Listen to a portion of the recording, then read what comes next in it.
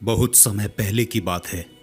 एक छोटे से गांव में एक लड़की रहती थी जिसका नाम था नंदिनी। नंदिनी की सुंदरता और उसकी अच्छाई के किस्से दूर दूर तक फैले थे। गांव वालों का कहना था कि नंदिनी दया और प्रेम की मूरत है, लेकिन किसी को भी उसके अतीत के बारे में पूरी जानकारी नहीं थी। एक रात गांव में भयानक आंधी तूफान आया। आंधी इतनी तेज थी कि उसके शोर में कोई भी गांव वाला सो नहीं पाया।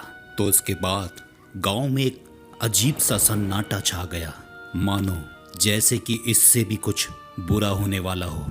तूफान के थमने के बाद लोगों ने धीरे धीरे अपने घर के बाहर आना शुरू किया। तो अचानक गांव के पुराने मंदिर से कुछ अजीब सी आवाजें आने लगती है, क्योंकि वहां पर एक रहस्यमयी स्त्री खड़ी होती है।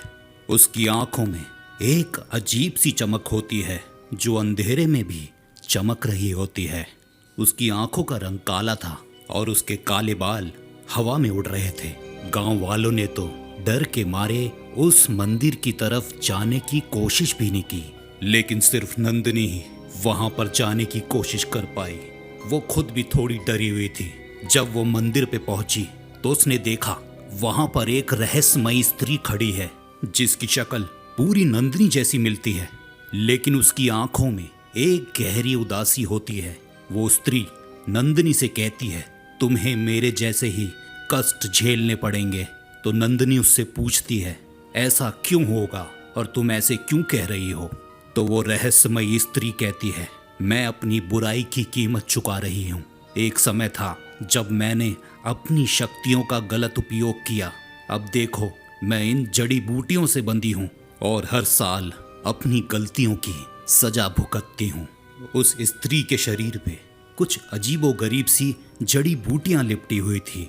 फिर वो स्त्री एक पुरानी पोटली निकालती है और नंदिनी को दे देती है और कहती है, इस पोटली में एक रहस्य छुपा है और इसका उपयोग तुम सही वक्त आने पर ही करना, उससे पहले इसको कभी मत खोलना। नंदिनी उस पोटली को स्वीकार कर लेती है और जैसे ही उस पोटली को अपने पास पकड़ती है, वो रहस्यमयी स्त्री वहां से गायब हो जाती है।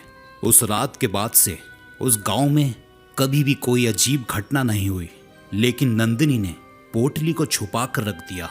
समय बीतने के साथ साथ नंदिनी ने अपनी जिंदगी में कई मुश्किलों का सामना किया, लेकिन वो एक बार भी उस पोटली को खोलने की हिम्मत नहीं जुटा पाई, क्योंकि उसे डर था कहीं उस पोटली को उसने खोल दिया तो जो श्राप उस स्त्री को मिला था कहीं उसको ना मिल जाए। वो उस स्त्री की तरह उस गलती को दोहराना नहीं चाहती थी। दोस्तों, इस कहानी का अंत आज भी रहस्यमयी है।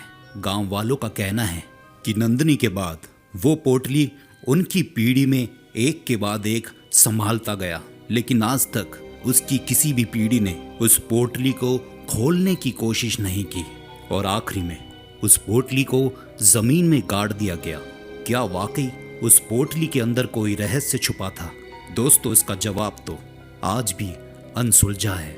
तो चलिए दोस्तों, आज के लिए इतना ही। अगर आप चाहते हैं कि ऐसी ही वीडियो मैं और बनाऊं तो प्लीज़ हमारे चैनल को लाइक एंड सब्सक्राइब ज़रूर कीजिएगा।